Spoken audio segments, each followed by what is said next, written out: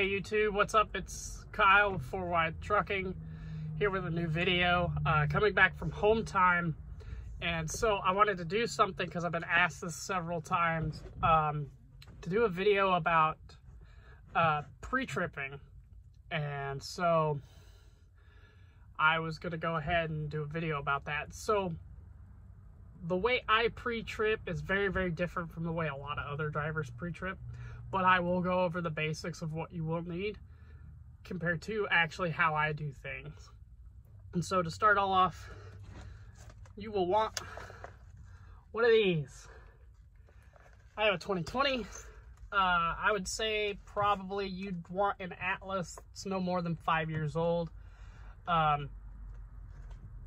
You can use this to just trip plan, but I wouldn't 100% just use this, just like I wouldn't 100% use just a GPS or anything else, because this doesn't have the construction that they're doing currently.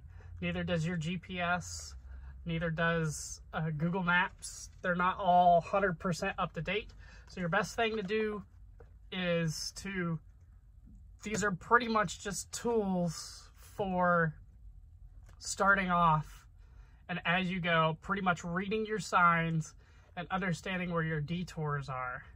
So you definitely want a road atlas, probably no more than 5 years old. This will be your best bet. Understanding and how to read these is great. They have all your low bridges through a lot of your major cities.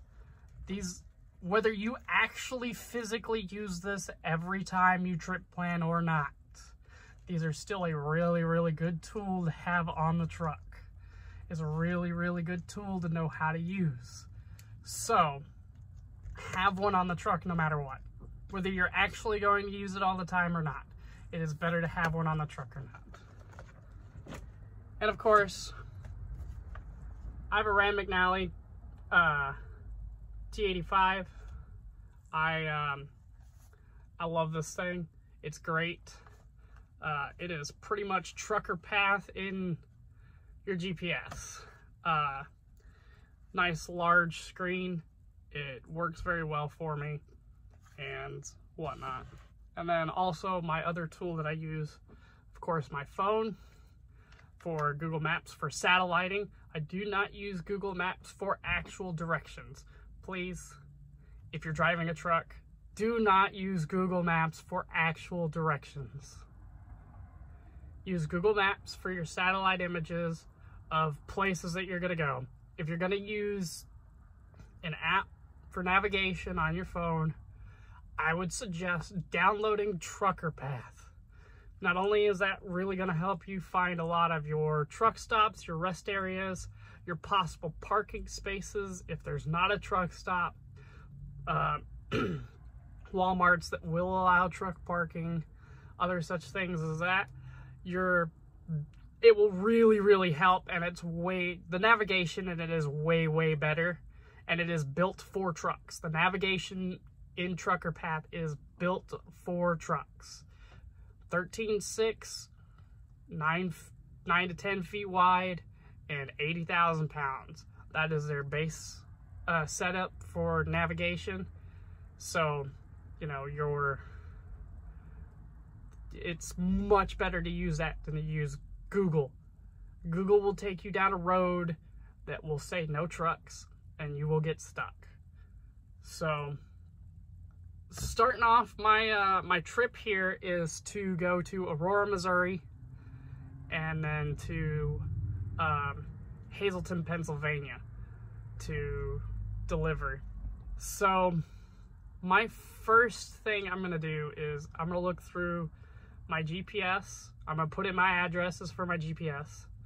I'm gonna put in my addresses in Trucker Path, and I'm gonna look at my standard map in my Atlas, and I'm going to see what routes everything's gonna take me.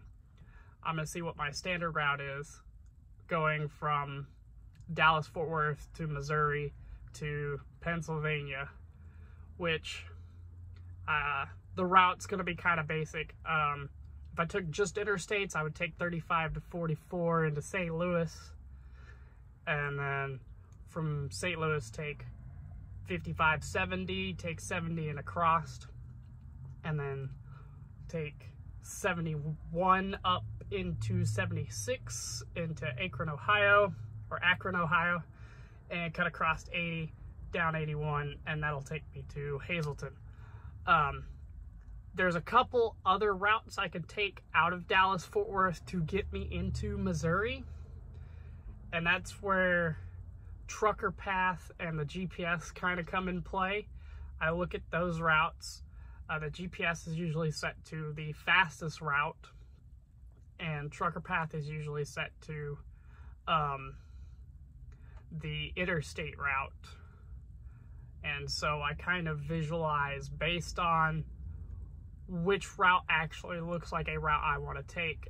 The GPS may take me down a road, down a highway I don't want to go down, because there may be construction on that road that I came through last time that I don't want to go down because it's a time waster, even though taking the interstate may be an extra 50 miles on my route. It may be an hour faster. So you really want to pay attention to that, especially if it's a route you've already been through. Your interstate route may be out of the way a little bit, but that interstate route may actually be faster overall. So at that point, I'll be comparing between Trucker Path and the GPS, step-by-step directions on which route I want to take. And then I will check my atlas at the same time to see if either of the routes have any low bridges. Luckily, the Rand McNally T85 actually has a low bridge clearance avoidance built into it, because it is a truck GPS. It's still really good to check your atlas. It's still really good to double check everything else to make sure that you're not running into low clearances.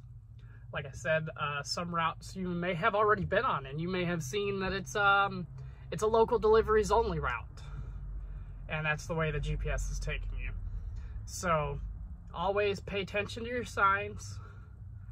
Don't follow the GPS 100% under any circumstances. Always pay attention to your signs, because that GPS may take you somewhere you're not supposed to be. So then after that, pretty much I'm set up for my pre-tripping trip plan wise. At that point, I'll start to Google Maps my locations so I can see, do they have overnight parking? Do they have parking on the street nearby? Do they have, are they gated? Where's the entry gate? Do they have a guard shack? Where the check-in shipping receiving office would be? Usually I'll satellite view those. Those are my basics that I'm looking for when I'm looking into these locations. And so after I figure all of that out, I then can figure out approximately what my estimated time is between when I leave to when I finally get to my final destination. And usually I estimate my time frame about 60 miles an hour. Whether I do 65 or I do 58 as an average overall speed, 60 mile an hour is a really, really good baseline to estimate your time frame. So this trip is pretty much going to be about 2,000 miles total. So at that point, I'll then estimate that at 60 mile an hour, it's going to take me approximately what would be a little over 3.5 days, because you're looking at about 600 miles a day and a 10-hour trip. I don't ever estimate my times to use my entire 11. That last hour of my 11-hour clock is to be used to find parking. That is my, once I start to hit that 11th hour, it should be used to pull off the interstate, pull into the truck stop, find a parking spot, and park. If there's not space, then that time is to be used to drive to the next nearest spot that I can park. That way I don't have to use PC or anything else or go into an hours of service violation trying to find a parking spot. So if you're always doing that, you'll always have that extra hour of time to find parking. And that way you'll never run too hard into your clock, and your hours of service violations will not happen as often. You can still possibly get an hours of service violation, but it's, if you're paying attention to your clock and you're paying attention to your trip planning and you trip plan properly, then you'll less likely have that hours of service violation. So as I'm trip planning, I'll find my parking spots within about a 10-hour time frame, about 600 miles a day. We're looking at 2,000 miles, so we're looking at 3.5, maybe 4 days total. Just an estimate. So that's really overestimating it, because I believe it's about 1,800 is what I saw on my GPS earlier today when I looked at it. But still looking about I'm still looking at about 3 days to get there. So pretty much then you'd want to estimate your time frames as you're parking. So when you get parked, you'll want to estimate what time you'll park, because if you're trying to park in a larger city and it's after 5 p.m., you're probably going to have a problem parking. So you'll want to plan your trip, if at all possible, which sometimes it's hard to do. Sometimes it's hard to leave early in the morning and find parking at like 2 or 3 o'clock in the afternoon at a truck stop. So like I understand that. I've had that issue myself, and we're all gonna run into that issue.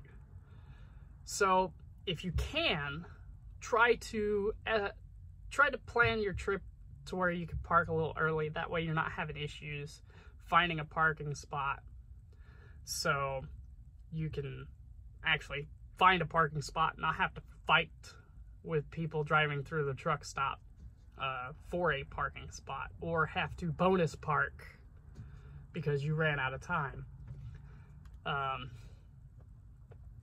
So that's pretty much my process of trip planning. Like I said, a lot of guys do it differently. This is just kind of a basics too.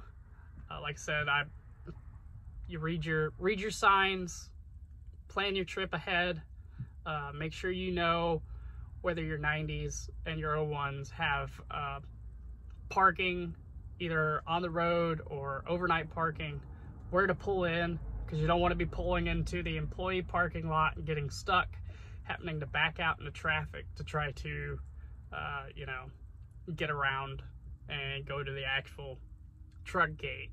So that's pretty much a basics on how I plan my trips. So like I said, I've been asked this a couple of times, and I figured I'd go ahead and make a video for it. So y'all be good, be yourselves, and peace out.